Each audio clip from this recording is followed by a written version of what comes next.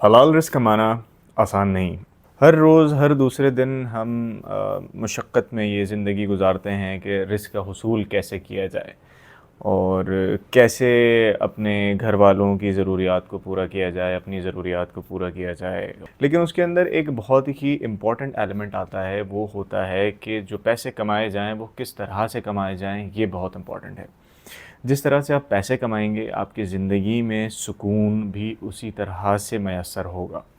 तो टाइम ज़ाया किए बिना आपको मैं एक छोटी-सी स्टोरी सुनाता हूँ कि हलाल और हराम रिज़्क़ का मेरा क्या नज़रिया है और मैं क्या समझता हूँ। अगर आपको स्टोरी अच्छी लगे तो मुझे ज़रूर कमेंट में बताइएगा।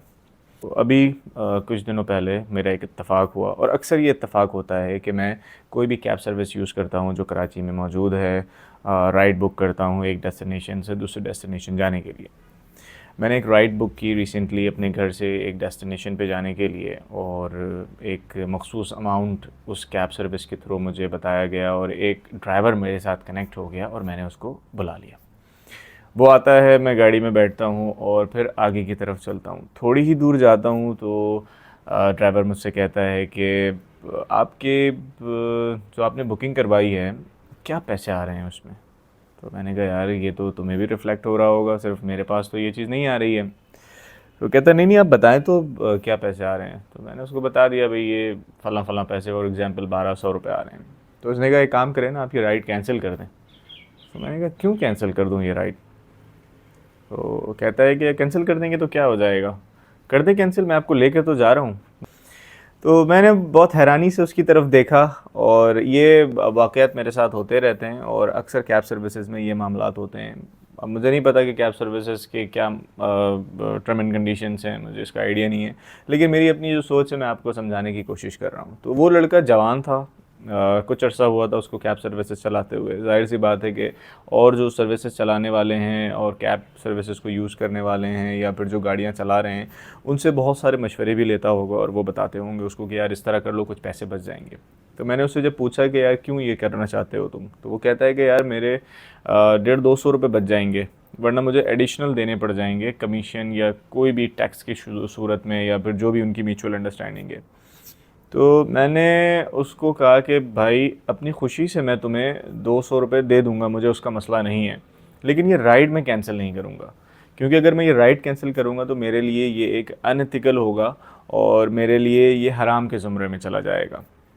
अब हराम किस तरह से होगा? आप ये कह रहे होंगे कि यार मैं बहुत ज़्यादा हराम हलाल की बात कर रहा हूँ।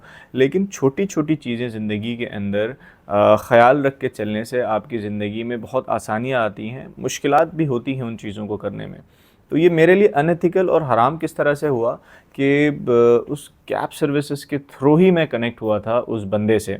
अब जब मैंने उस कैब सर्विसेज़ की ऐप में एक तरह का मुआहदा ही हुआ मेरा और उसके दरमियान कि भाई इतने पैसे इस जगह से इस जगह जाने के होंगे और ये ड्राइवर हमारी तरफ से आएगा। तो मैंने उससे मुआहदा किया है। अब उसके अंदर जब मैंने उससे मुआहदा कर लिया है तो मैं उसको बाईपास नहीं कर सकता। मेरे लिए वाक़ई गैर अखलाकी और गलत अमल होगा ये। और सेम इसी तरह से वो ड्राइवर भी जब कैब सर्विसेज़ को यूज़ करता है तो वो उसके साथ एक मुआहदा तय कर लेता है।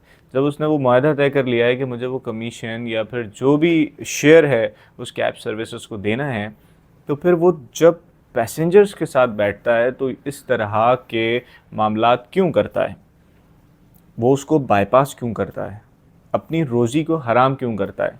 या तो वो डायरेक्ट पैसेंजर्स पकड़े, कोई मसला नहीं है, वो डायरेक्ट रेट लगाए, कोई मसला नहीं है, अपनी सर्विसेज चलाए, लोगों को अपने नंबर दे दे। मेरे साथ पहली दफ़ा बैठा है, मुझे अपना नंबर दे और मुझे बताए कि नेक्स्ट टाइम अगर ज़रूरत हो तो आप मुझे डायरेक्ट कॉल कर लीजिएगा, मैं इस रेट पे ले जाऊँगा। ये एक सही अमल है। लेकिन आप एक कंपनी के साथ मुआहदे में हैं और उस मुआहदे को तोड़ते हुए आप बाईपास करते हैं और कहते हैं कि यार मुझे कि आप कैंसिल कर दें और पैसे मुझे डायरेक्ट दे दीजिएगा, मेरे इतने पैसे बच जाएंगे। तो भाई तुमने क्यों उसके साथ उस ऐप के साथ कनेक्ट हुए? मुझे नहीं पता कि वो ऐप सही कर रही है या गलत कर रही है, लेकिन ये जो अमल है, ये जो ड्राइवर ने किया या मैं जो समझता हूँ मेरी नज़र में ये गलत है। हाँ, हो सकता है कि उसके चंद पैसे बच जाएंगे, वो बहुत गरीब भी होगा, उसकी मदद हो जाएगी। लेकिन यही तो इम्तहान है हलाल कमाने में। यही तो एक आप कहते हैं कि आपके अंदर से आपको झिंझोड़ा जाता है कि इतनी तकलीफ़ के बावजूद आप कैसे हलाल कमाओगे, इतनी परेशानियों के बावजूद कैसे आप हलाल रिस्क को हासिल कर पाओगे और अपने अल्लाह का शुक्र अदा करोगे जो भी वो दे। तो जब आप हलाल रिस्क को इस शिद्दत से हासिल करने की कोशिश करते हो तो अल्लाह ताला आपको उसी के अंदर इतना अता कर देता है कि आपको ये 200 रुपये या फिर किसी को बाईपास करने की या फिर अनएथिकल एक्टिविटीज़ करने की ना ज़रूरत नहीं पड़ती। तो ये एक जस्ट एग्जांपल है आपके लिए समझाने के लिए, एक छोटी सी एग्जांपल है। अगर वो ड्राइवर, अगर कोई भी कैब सर्विसेज वाला ये वीडियो देख रहा हो तो माज़रत के साथ उसको बुरा मानने की ज़रूरत नहीं है। अगर आपने वाकई हलाल रोज़ी की तरफ जाना है तो इस तरह के बाईपासिंग को आप छोड़ के आप कुछ ऐसे अमल इख्तियार करें जिससे अल्लाह भी खुश हो, आपका वो आपसे राज़ी हो और आपको ऐसे दरवाज़ों से दे कि आपको समझ में नहीं आए। ज़िंदगी में यही छोटी छोटी चीज़ें होती हैं जिसके ऊपर हम मजबूरी में किसी भी चीज़ की वजह से कुछ ऐसे अमाल कर जाते हैं जो फिर हमें उन चीज़ों में इन्वॉल्व होते रहना पड़ता है और हम उसका हिस्सा बन जाते हैं। जिस तरह की सोच आप रखेंगे, जिस तरह के मामलात आप अपनी ज़िंदगी में करेंगे, उस तरह से ही चीज़ें आपके सामने आएंगी। तो कोशिश करें बेहतर एथिकल वे में हलाल रिस्क को कमाएं, किसी को धोखा ना दें। अगर मैंने किसी के साथ कोई मुआहदा कर लिया है, अपनी ज़बान उसको दे दी है, तो मेरा नुकसान हो या फ़ायदा हो, मैं उसी तरह से वो काम करूँगा जो मेरे और सामने वाले बंदे के दरमियान में बात हुई है। मैं अपने 2 पैसे बचाने के लिए कोई बाईपास नहीं करूँगा। ये मेरा तरीक़ेकार है काम करने का। और आई होप अगर आपको ये चीज़ अच्छी लगे या आप मेरे इस काम के तरीक़ेकार को कुछ पॉइंट आउट करना चाहें, कुछ अपनी सजेशंस देना चाहें तो ज़रूर बताएं। और आपको ऐसा लगे कि मैं सही हूँ तो मेरी इस वीडियो को ज़रूर शेयर करें, लाइक करें और सब्सक्राइब करें इस तरह की मज़ीद वीडियोज़ के लिए। Thank you so much. अल्लाह हाफ़िज़।